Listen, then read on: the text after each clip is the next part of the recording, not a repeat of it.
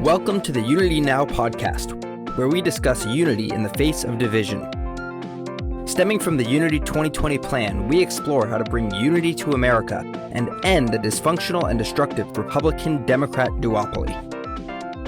UnityNow is 100% volunteer run and supports the Unity movement at articlesofunity.org.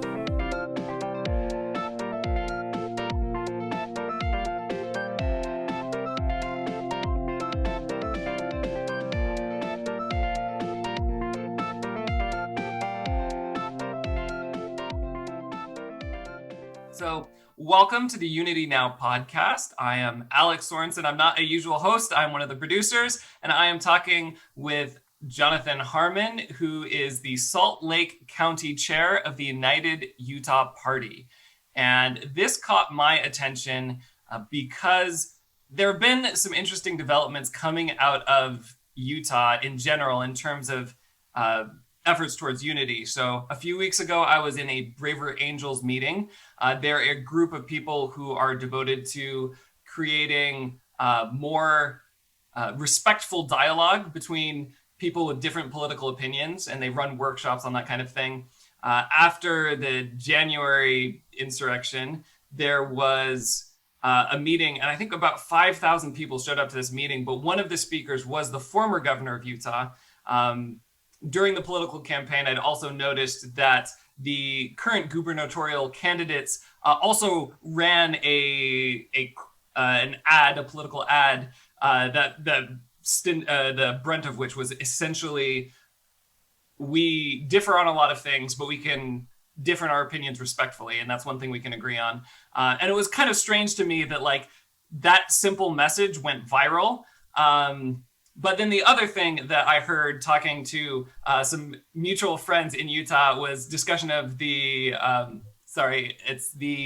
hear it sometimes referred to as the Unity Party, but it is the United Utah Party. That's correct? That's correct. All right. So I want to make sure I get that right. But hearing about that, and I thought that was interesting because basically in Unity 2020, which spawned this podcast, UnityNow,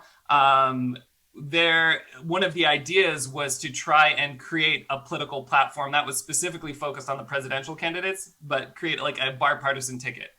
And it seems like, from what I understand, and we can splice that ad in here or add a link below from the Utah United Party, that is kind of the brunt of what that political party is doing, is trying to create a platform that is not, appealing to Republicans or Democrats, but is trying to create, trying to find common ground issues that everybody can work together on. Is that a good paraphrase or description of what the party is doing? I think that's a great start, yes. All right, well, how about you fill in the details a little bit with maybe the history of why this party got started and what it stands for? Sure. So in 2016, I think the nation took a big turn in our political discourse and dialogue. It's probably not a turn that was particularly new. I think that deep division had existed for a long time, but it came into so much more stark relief in 2016 with the nomination and election of Donald Trump. And in Utah, there were several Republicans who felt like the party didn't speak for them anymore, that the reasons that they got involved were just not there, and that the Republican Party was exercising an outsized influence on Utah's politics. Of course, there were also Democrats that felt like their party had gone too far to the other extreme, which is kind of a natural consequence when you have such a polarized system with two parties like this. And so what they wanted to do was found a third political party. Now, third political parties have been tried before, right? With the Reform Party that ran Ross Perot and Pat Buchanan in the late 90s, early 2000s. And they've kind of been assigned to the dustbin of history. The Green Party and the Libertarian parties, respectively, have they've run candidates, but they have really failed to gain any significant support. The reason why the founders of the United Utah Party, Richard Davis, who was a political science professor at Brigham Young University, being one of the prominent founding members, what their goals were is we can make a third party work here in a very localized way. If we don't try to spread our focus nationally, we can make a lot of difference here in our own state. Now, that's still shooting for the stars. We realize that. Yeah. But it's less shooting for the stars than trying to build a grassroots organization nationwide from the ground up. So this is where we're starting. We're starting in Utah, and we are part of what we stand for are localized politics. So our party platform is for transparency in government, for functional policy, and we are focusing on the state level right now. It's something that we would like to see. One of the reasons we feel like Utah politics in particular gets so polarized is because the state parties are beholden to outside influence. Republicans and Democrats both alike can run as they're the Utah version of Democrat, but ultimately they're still beholden to the national party and the national party values. If not in formal party structure, then in financial supports. They've got people donating to their campaigns. And I live in District 4, Representative District 4 in Utah, and we're Exhibit A for that. Mia Love's campaign, she was a representative, I think, for 2 terms here. Her campaign was donated to by conservative political action committees nationwide for millions of dollars. Because Salt Lake County is a little bit more of a liberal place relative to Utah, the Democrats started focusing on it and decided that they wanted to promote their own candidates. So Ben McAdams, mayor of Salt Lake County, got elected.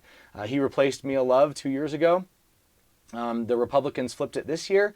And it's something that has drawn attention from national parties. And so when we have these outside influences and the outside priorities that are donating to these Utah candidates, we know that these candidates do not have Utah's interest in mind. Right. That they're marching to the drummer of their financial backers because that's where their concerns are. So that's one of I guess our reasons for focusing on Utah primarily are twofold. First of all, that's kind of the realistic chunk of goals that we want to set, that we feel like we can have the most influence on. And also I think there's a principle side of it too, where we would like our politics and our government to function for Utahns first. Yeah. And yes, of course, we support unity on the national scale. We know that it's a problem. It's not just a problem in Utah. But as far as the candidates that we're choosing to support, we want those to be kind of answerable to Utahns first. Sure. And national parties second. I mean, so this is not in a culture war sense, like a current culture war sense, but in a more classical looking at the country sense. Like that is a conservative opinion that like local politics is, and I'm not saying Republican Party, because I don't think the Republican Party is a small government party in practice, right? But nope. Theoretically, that is a conservative belief. A conservative belief, right? That and I think it was a Brett Weinstein discussion he had with Justin Amash talking about a principle, like there was they mentioned as an example, like a Catholic principle that the Catholic Church should be governed at the smallest possible level.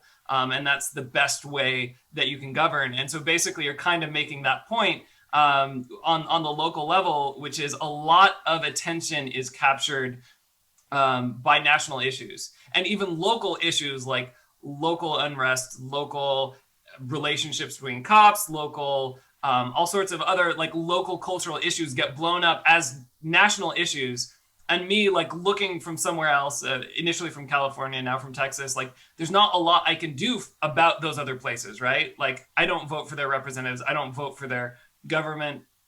I don't do anything, but I can actually, as a citizen, affect my local politics, right? And so that's kind of what you're doing, is saying like the media, well, or what I'm understanding from this is like media and politicians have overplayed national issues and made things too national. And that in some ways makes government less transparent and further out of the control of the average person. And what the Utah United Party is kind of reasserting control by making politics local again, to a certain extent, at the state level. Yeah, I think broadly speaking, the United Utah Party really does that. Now, I personally, I think that when an issue is national, it's national. There's nothing we can do about that. Right. And those issues should be had and debated at the national level. Sometimes, unfortunately, in a very contentious way. But you're absolutely right that a lot of times, what I have found is that the thing that is most divisive, the issues that are most divisive, are the ones we can do the least about. Yeah.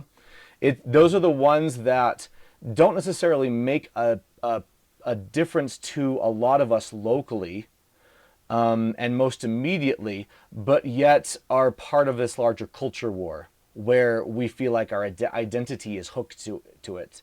Yeah. In a very real way, but not so much a material way. You know what I mean? Yeah, very much so. So basically, when we have these tribes that have like a very tangible effect on how we feel and how we view the world, but the issues that those tribes hinge on are issues outside of our control, like politically, and I think there's a certain focus on that, right? And I think we could probably dive into the economics of that. For example, with news media and a constant cycle. It's so much easier to recycle national talking points if you've got to keep up with like, real-time news all the time, right?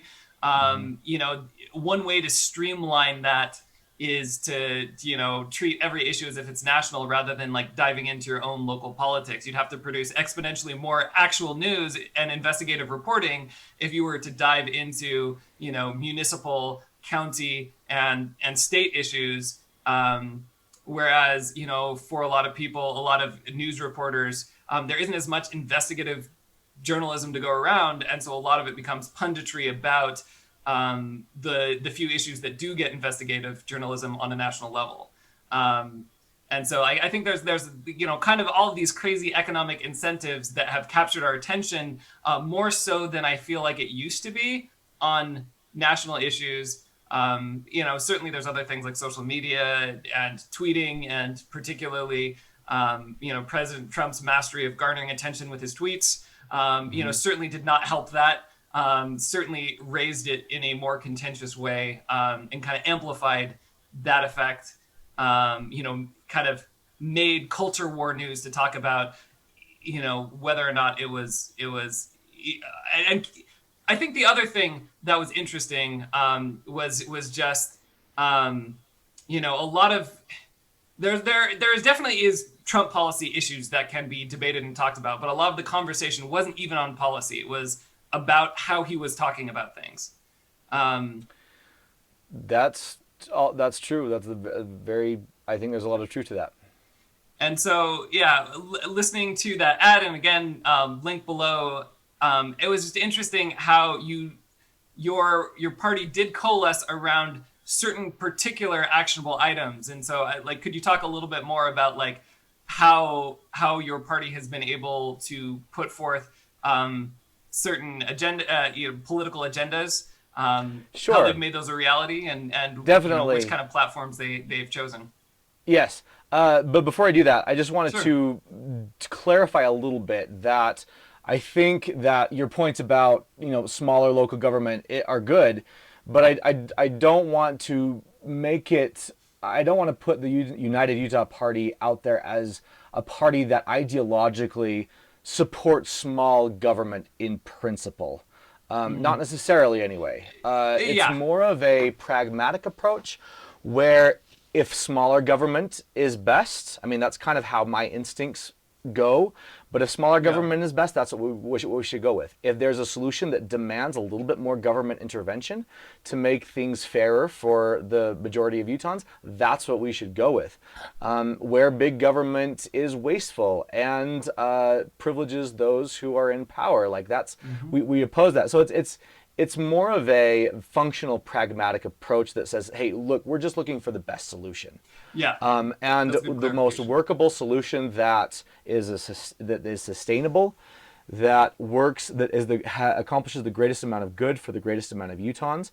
We are not ideologically committed to a government size. Does that make sense? Right. And I mean, even if you take a ideological position, which I personally take, and yeah, this is not a reflection of your party, I personally take that, you know, a good rule of thumb is try and govern things as locally as you can.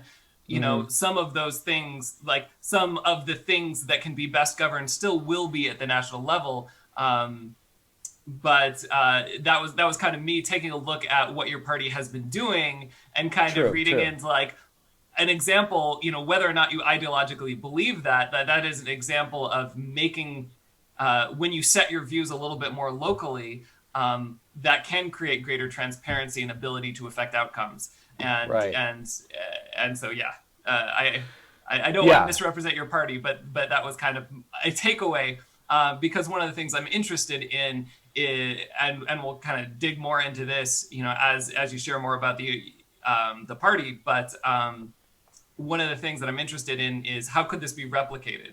And, you know, maybe that isn't necessarily, maybe it is the party growing beyond the state, maybe it's not, you know, maybe that is other states figuring out, you know, what's successful about Utah, and what is your strategies, for example, keeping your sites, you know, at the state level or whatever it be, that other people can use to then get into politics and create a governance where they can find common ground and actually work towards the common good rather than just constantly, you know, backbiting and writing executive orders that immediately get undone. Right. Yeah, that's a good point. Well, I think one of the I can talk about a few particular planks of our platform that I think really could speak to a national level and work anywhere and have worked lots of other places. One of the things that is on the Utah legislature's agenda this session is ranked choice voting. Part of we support a lot of aspects of electoral reform and transparency in government, and ranked choice voting is something that we have put behind. Of course, I think there's a lot of voting systems out there that would be better than the one we have, but ranked choice voting is a system where it's sometimes called an instant runoff, where instead of going to the ballot, voters are not required to just pick one candidate. They rank the candidates. So your first choice, you put a number 1 by. The second choice has a number 2. And so you're not just picking one candidate, you're saying, okay, if you can't have this one, who's your next choice? And if there is a candidate that gets a majority of first choice votes, there's no need for an instant runoff. You know, they've won the election. If, however, as is often the case in some of these primaries that we've seen in recent elections, there's a zillion different candidates, and there might be one that gets a plurality, but none that gets a majority. Sure. Then we eliminate the candidate who got the fewest first choice votes, and we give those votes to whoever those votes picked as their second choice, and then you count again. And if someone has a majority, then they've won the election. And so you keep this going through this process until there's one candidate that has a majority.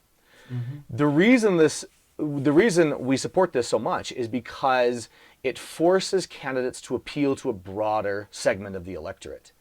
Because if you know that you might not be someone's first choice, but you might be able to be their second, you're going to try to appeal to as broad a spectrum as possible. One of the reasons our system right now is so broken when it's just first past the post is that candidates know that all they have to do is get a pretty sizable majority of their supporters to be outraged, and really motivated. And then they can ensure that they will, go to the ballot box and vote them in, even though a majority of the people who vote for them might not actually want them.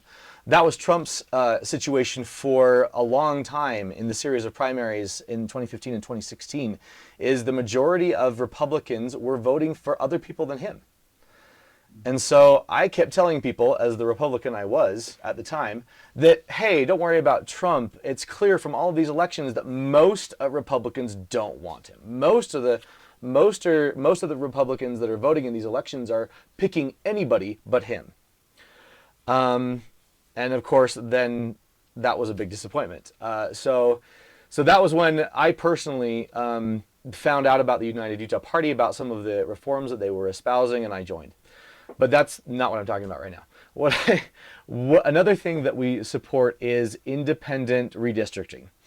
Gerrymandering has practiced by both parties. I think Republicans do the majority of it, but Democrats are not free from this sin either. That they will draw legislative districts to ensure that the party in control is reliably and consistently elected, which is great for consistency, but it's not necessarily representative of the people that are doing the voting in the state. So we have supported that in the past. That is not a big part of the legislative session this year. It was in 2018 when they voted on Prop 4. And then, of course, our legislature in Utah kind of neutered the ballot referendum. Can you explain for people who are not in Utah what Prop 4 was? Yes. In 2018, which was kind of one of those I don't want to say off years, but midterm elections. There we go. That's the right term. There were a number of propositions that were just basically ballot referendums on the Utah ballot that would have put some of these issues to the voting populace at large. Proposition 4 was one of them that would have required legislative districts to be drawn in Utah by an independent redistricting committee rather than the Republican supermajority that controls Utah's legislature right now. And of course, that the people in power don't want that, as one can imagine, because then that destabilizes their power base, and that makes them have to actually appeal to and be answerable to a large portion of the electorate. So because Utah doesn't have any laws restricting how the legislature can modify a ballot referendum, they kind of neutered the referendum. And so even though the majority of Utahns voted for an independent redistricting commission, they severely limited its power. So it's I guess it's better than what we had before, but it's still not the kind of force for reform that a lot of us were hoping. And so those are two areas of the platform where you're focused on restructuring government to be a little bit more accountable to a broader base of people. And that resonates very strongly with the UnityNow and the Unity 2020 movement, where Brett Weinstein was talking specifically about how the two-party system right now exists where neither party really serves their base. What they do is convince their base that the other party would be even worse. And so they bill themselves as the lesser of two evils, and that allows them to basically not be accountable for improving people's lives and leaves them free to kind of serve corporate interests. And in function, even though their rhetoric is very extreme, like if you actually look at a lot of policy decisions that get made, for instance, around regulating Wall Street or whatnot, it is always pro Wall Street regulation that gets made regardless of the party in charge, because they're not campaigning on improving the lives of common people. They're just campaigning on, well, this other party will be even worse for you. That's unfortunately true. And I think that the Republican Party in Utah especially depends on that. And it might be true for Democratic parties in other states where they have an outsized influence. In Utah, the way it manifests is that the Republican Party controls a supermajority of the legislature. And so they kind of take for granted that they're going to be voted in, and they can depend on voter support no matter what they what they do. Ideally, if the public doesn't like an action of their representative, they should vote them out and vote for somebody else. The problem is that the Democrats, for certain reasons, a lot of them being cultural, is kind of billed as the bridge too far. That there are many Utahns that usually vote Republican who are dissatisfied with the direction the party is going in. It doesn't represent their values. It doesn't represent what they want for their children, what they think their community should be like. And yet, the only alternative from their view is to vote Democrat, which is just something they cannot do. So they end up saying, well, yeah, I don't like the Republican Party, but I'm not going to vote for a Democrat. Yeah, exactly. And I think that that's where a third party, any third party anywhere, can really come in to be a constructive voice, because it can disrupt this this pendulum, this back and forth, where it's just really unhealthy to have these two parties that, like you say, experience a lot of success by billing the other one as just the enemy. Well, and that's also where ranked choice voting comes in. So coming into this election, you know, I was not thrilled with either candidate, and I went Libertarian. And I was kind of curious whether Libertarians would get a big boost from people like me who are disaffected. I think actually the share of Libertarian voters shrank this election because because I mean, compared to last year, where it was actually unusually high last year. Last presidential cycles, 2016. It had shrank from that. I thought it would be greater, but actually the lesser of two evils piece that argument had gotten stronger over the last 4 years, I think. And so that's why you see record turnouts actually for both Trump and Biden. Like, that was unusually high voter turnout, largely on the back of lesser of two evil arguments. But if you have something like ranked choice, that leaves people to potentially vote Libertarian as their first, but then still their second could be the lesser of two evils, right? Mm-hmm. And so, you know, even if you know your candidate could get eliminated, you could still you could get more people feeling comfortable in expressing a vote that, hey, the party isn't representing my interests, and I'm going to vote for a third party, right? If they have ranked choice and know that they can still get the lesser of two, you know, that still their vote will be counted for the lesser of two evils, but at least it registers in the system initially as a vote for Libertarians or a vote for Constitution Party or whatever third party. Sure, yeah. If you really feel like, gosh, that Libertarian candidate, that's the one I really want, but in all cases, I must prevent Biden from winning, for instance. You could list the Republican candidate as your second choice, and just to make sure that whatever support you get behind it sure wasn't going to be the one you didn't want, you know? But I think talking about percentages and judging how well parties do is another reason to be optimistic about the success of the United Utah Party. Mm-hmm. And I think that this may be a unique factor in Utah. Because when Evan McMullen ran in 2016, it was kind of an unusual situation that he was in. He wasn't able to get on the ballot in too many states, and I'm not sure he had a great performance anywhere but Utah, where he actually got 21.5% of the vote, which was only 6 percentage points behind Clinton. Yeah. And so I think that showed that there was a significant portion of Utah that was just fed up with both political parties and was looking for a change. And I think survey after survey reveals that the majority of Utah, and probably the majority of the nation, is kind of in this middle and will probably gravitate left or right if they're forced to, but would appreciate a third choice. And in Utah, that's definitely been true. When Jason Chaffetz resigned his representative seat in 2017 to join Fox News, we held a special election where, and it was the United Utah Party was still in its nascency, and Jim Bennett, who was one of the founding members of the party, threw his hat in the ring, or at least he tried. He was prevented from doing so by some election officials that were Republicans because they were scared of what a third party could do. And it turns out they were right to be scared, because we had to sue to get Jim on the ballot, and when he got 10% of the vote, which 10% doesn't sound like a lot, but for a third party, that's huge. And in 2018, one of our candidates for the Federal House of Representatives got 11% of the vote, and was endorsed by the Salt Lake Tribune. We had our first statewide candidate last year in 2020.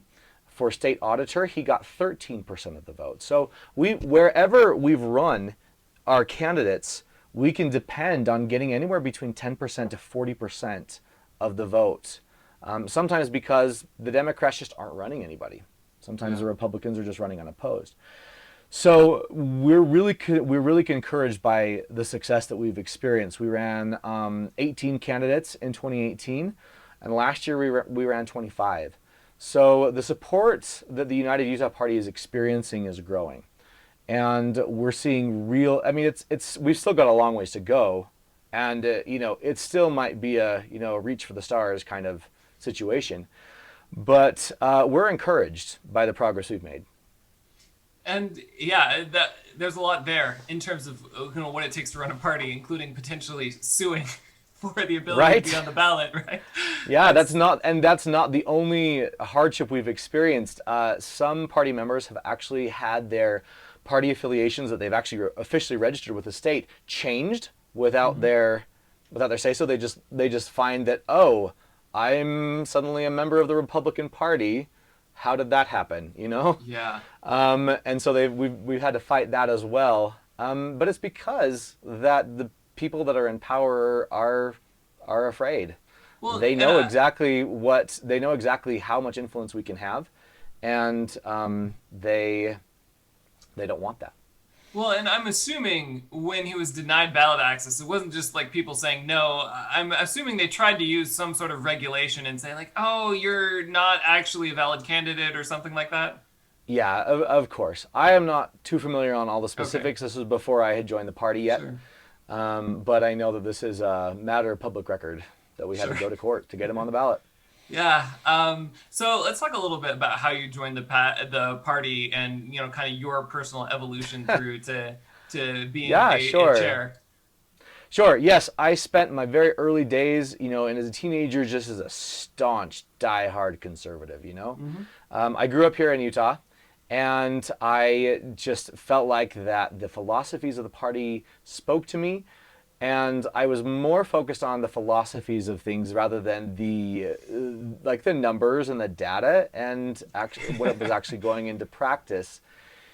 And I think one of the best eye-opening experiences for me was going to college, going to graduate school outside of my state, far away from my home, and actually seeing what different types of political ideologies and policies, what kind of effect they were having in different places. And I think my perspective was broadened a lot. And where did you changed go for a lot of positions. I was in Connecticut. Mm-hmm. And so my wife and I lived in Connecticut for about 3 years. That's where we had our first daughter, our only daughter, but our first child. And so I returned to Utah with a little bit of a more moderate perspective, but I still viewed myself basically as a Republican, as long as I could be, the type of Republican that I felt like everybody else was.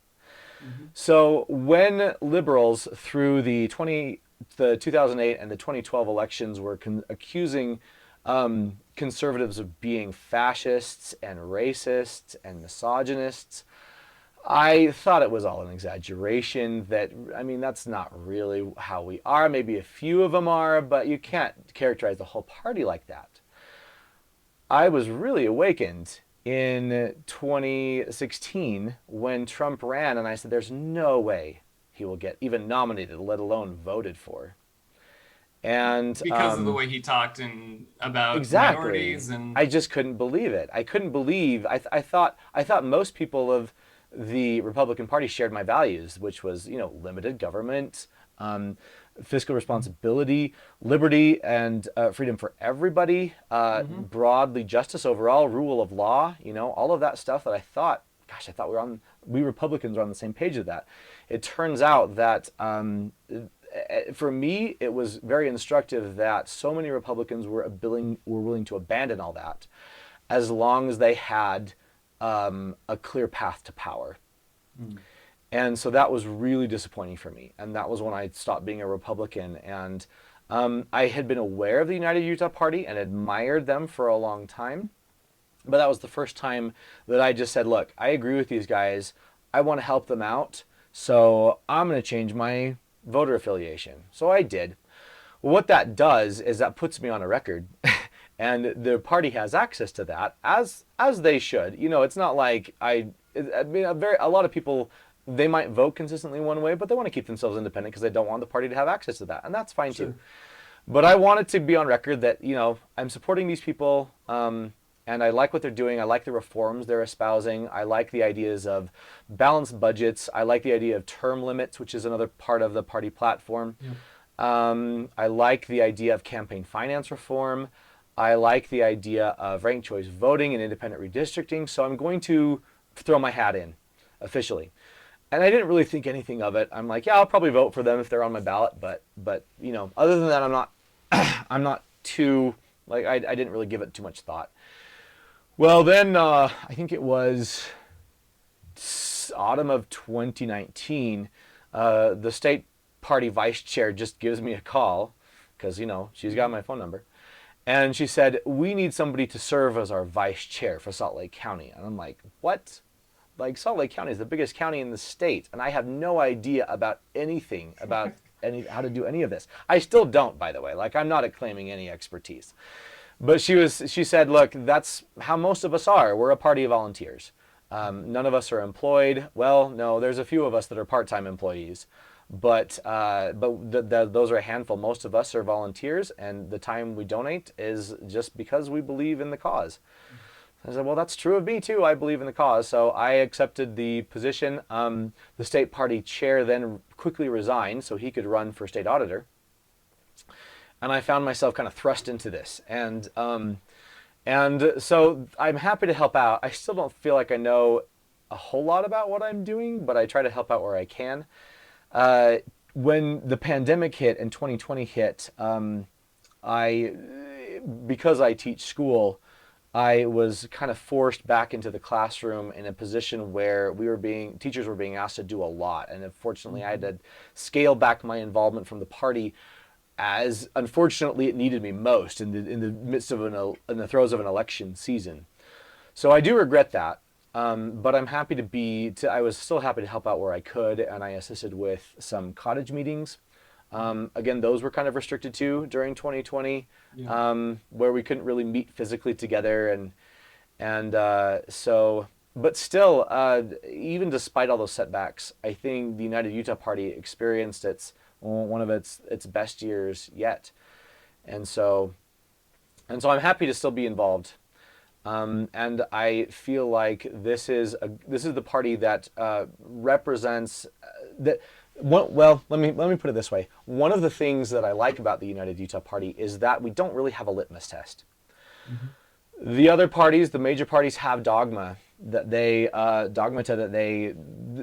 say, like, if you're not with us all the way, we appreciate your vote, but we don't, we're not going to run you as a candidate. You might be a liability, and we are not like that at all. We have candidates that support single-payer healthcare.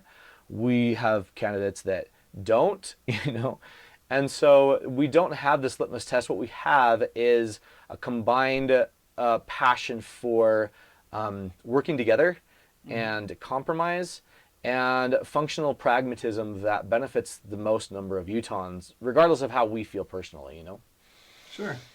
And kind of what you're expressing there is you're someone who had life philosophies, but you did not seem, from your description, to be overtly political. until more recently. Is that accurate? No, I think I was very much political. I wasn't necessarily officially involved Okay. with. I didn't go to caucus with either political party, but I've always been very outspoken, especially with different policies. But I think my particular political philosophies kind of ran the gamut. Personally, this is not a indicator of the party at large, but personally, Sure. I'm a big I'm very much in favor of gun control. Mm-hmm. But then again, I'm also pro-life. I favor limited government fiscal responsibility. I support a moderate, healthy amount of regulation in the financial sector, So those are my personal positions, but the thing I like about the United Utah Party is we can bring all those to the table and let those inform us. But the thing that we're going to arrive on and the thing that we're going to support is going to be what's best for our community rather than the ideology we personally espouse. So how do you arrive at what's best for the community? That's a good question. I think what's a good example is that locally, and this is probably speaks to the local focus of our party, a lot of our states are really different. Mm-hmm. And Utah has around 5 million people in it. We are a state, despite the very urban nature of the corridor that kind of sits along Interstate 15, we're very rural, and we have a lot of public lands that have been subject for debate. Recently, there's been a debate whether Utah should take control of some of those federal lands for ourselves. And I think that that's not a question that other states face. Gosh, mm-hmm. California has more than 10 times that many people, and so does Texas, I'm sure. And so some of these concerns are kind of unique to the demographics of a particular state, the mm-hmm. resources of a particular state, the traditions and the laws that are already in place. And so what's best for Utah may not be the best for Texas or California mm-hmm. or even Nevada. And so to take a kind of a one-size-fits-all policy of like small government, for instance, ignore some of the important issues that may be facing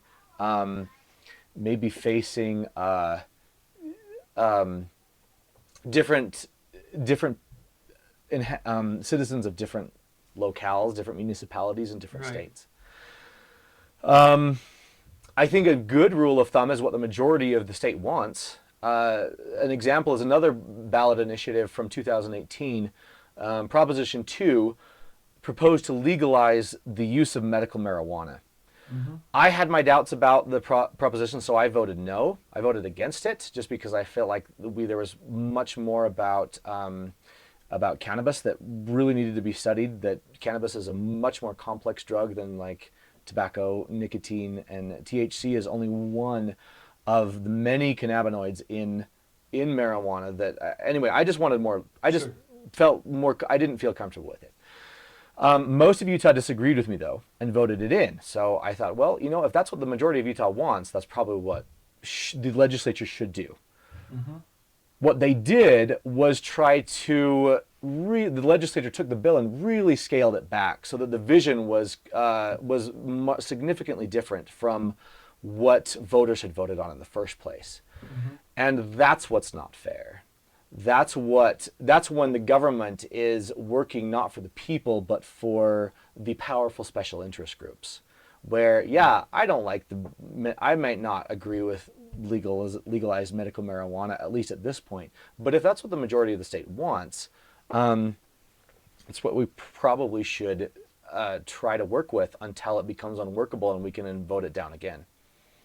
So, I mean, in terms of finding common ground, then it does come back to a little bit that the more localized the scope, the easier that becomes, right? Finding common ground between like Texas and California is going to be hard.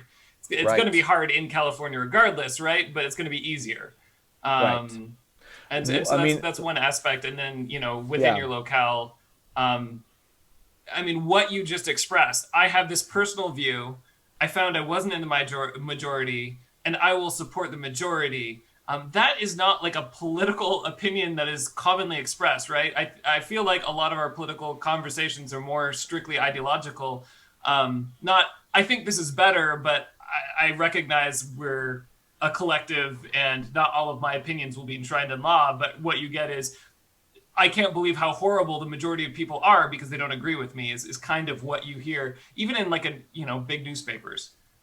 Right. And I will continue to speak out on issues that I think are important, even if the majority disagrees with me. Yeah. But when it comes time to actually sit down and hammer out something that we're going to do, it's so detrimental and so injurious to take whatever little bits of power we can grab and run with it.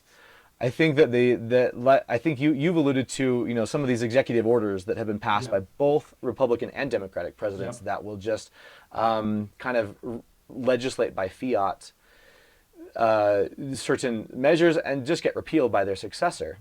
Sure. And what I think that's a really big evidence of is short-term thinking, where whatever short-term gains we can get, we can grab for ourselves. We should. Yeah. To try to get the one up on the opponent for as long as we can, and then who cares about the long term, because tomorrow isn't promised to anybody, I guess. But the problem is that, gosh, we've got kids, like we have kids, we have young people, we have immigrants that want to come and make this country a great place, and we need to, in order to really think about future generations and give life to this thing that we think is important, we have to think about the long term.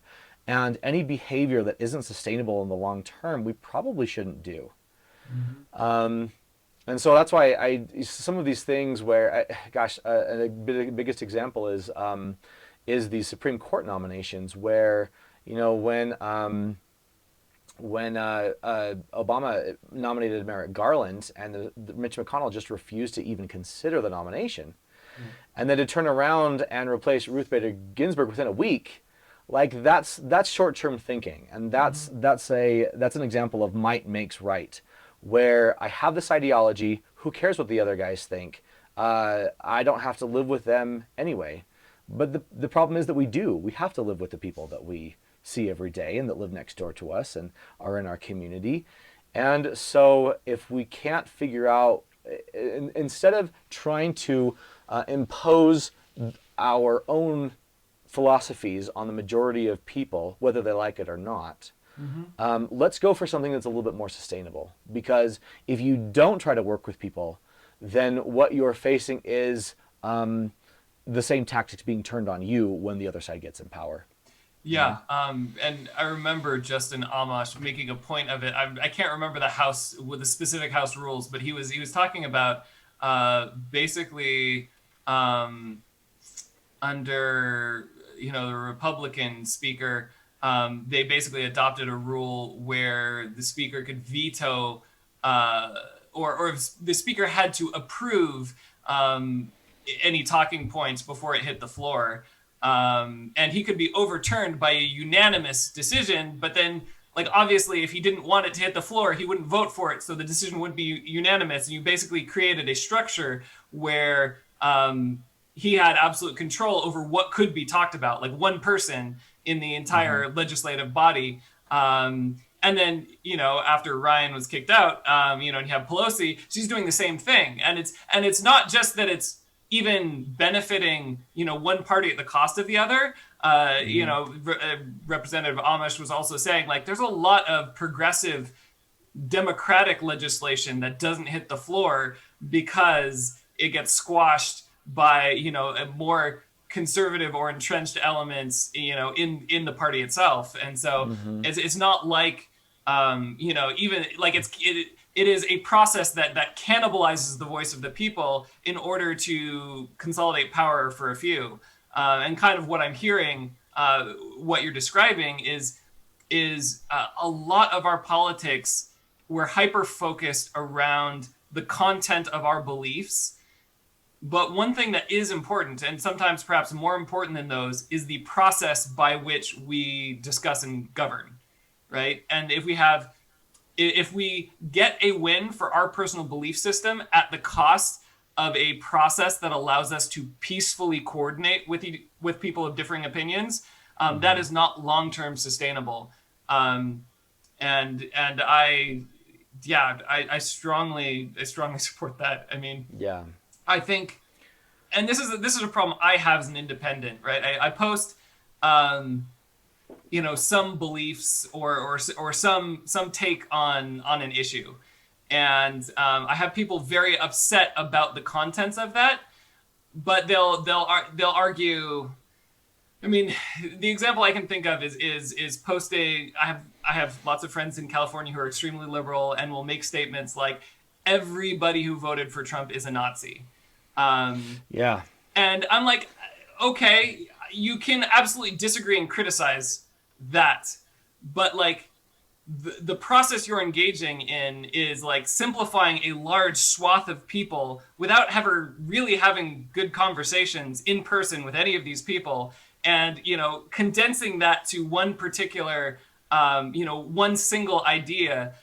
That's not a good way. Like, if it were a different group, if the contents of the belief were reversed, you would be opposed to that kind of thinking and you would call that out, right? But the process is like we're losing the ability to hold each other accountable to a mutually agreed, respectful process, because we're so busy trying to score points or villainize the other people based on the contents of what they believe.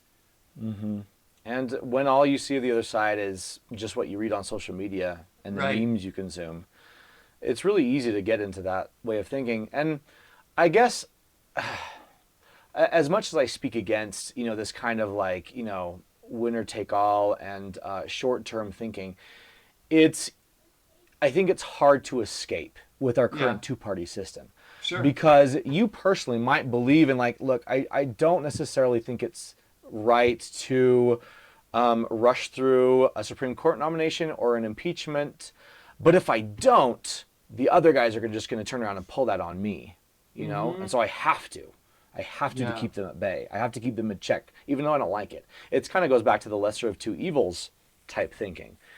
And I think that a third party, were it to be a national thing, or even a local thing in its own sphere, or a coalition of local parties, right? So even if you had a Utah United Party, if you could get several state united parties that all endorse the same candidate, you could functionally be, you could run a candidate. And I think that's what sets us apart, because we kind of are asked a lot of times, why a third party? Why we know that third parties have had a bad track record, historically. Why are you making a third party, and don't third parties just act as spoilers anyway and just give all the power to a certain whichever of the two major parties anyway? And the reason we disagree with that, and the reason we are doing it the way we're doing rather than just sticking as an advocacy group, is that unless you have skin in the game, when you finally get somebody that has actual power as an elected official, that's when you start to really be able to accomplish real change. I think the case in point is, I know a lot of Democratic and Republican officials.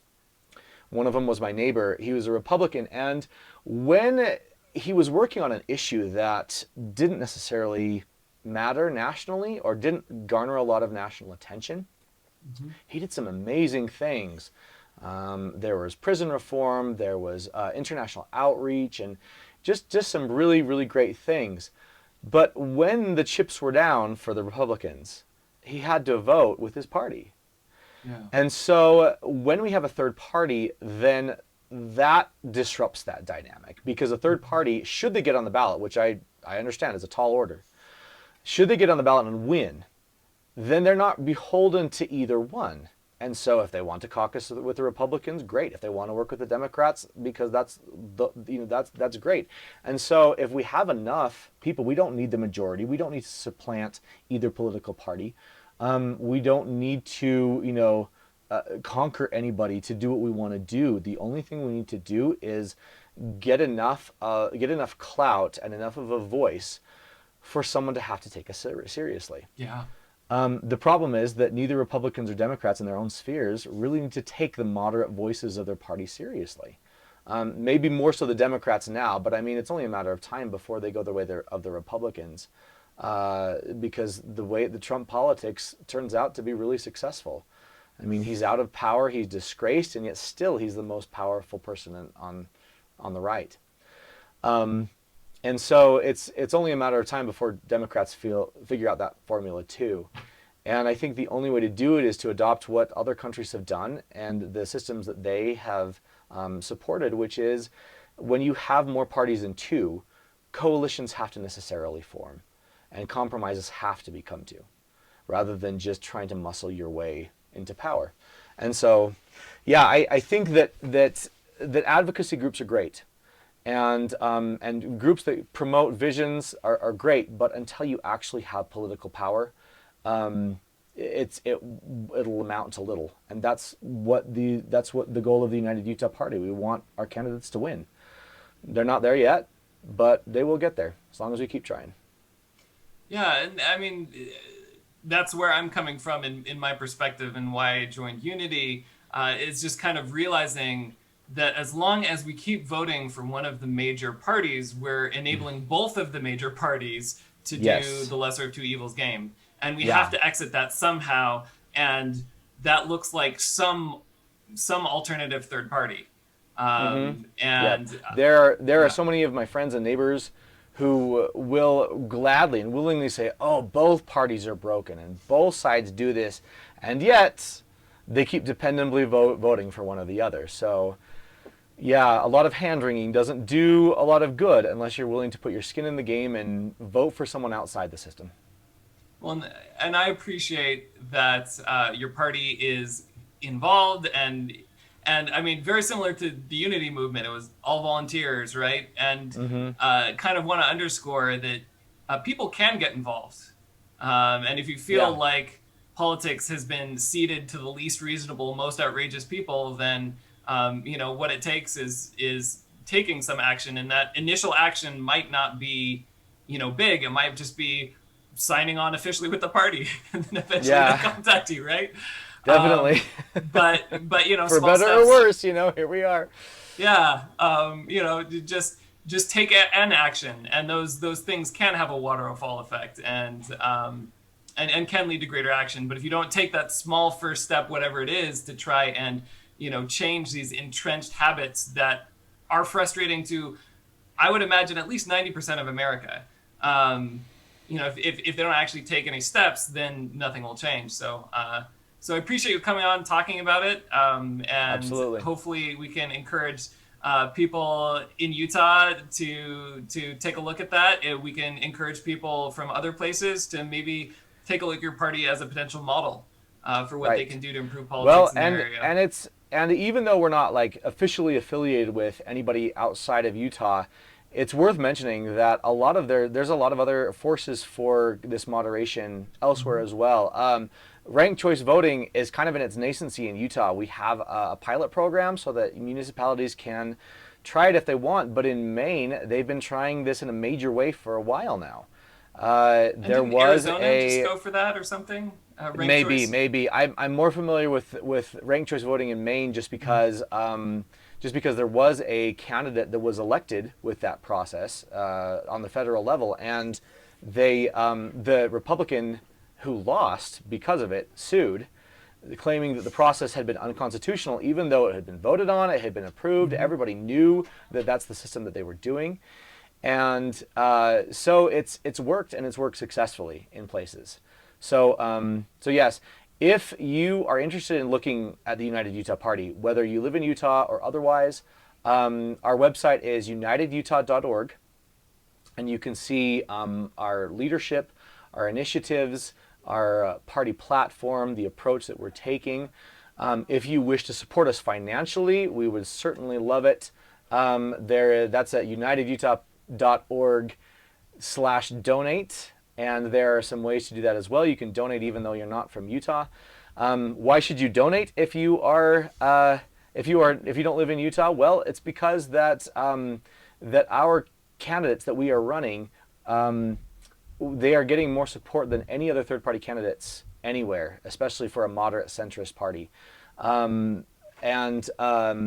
for instance, I know one of the more national parties that I am aware of, the Alliance Party, they also ran, these moderate centrist candidates in 2020, but I think they ran 8 nationwide.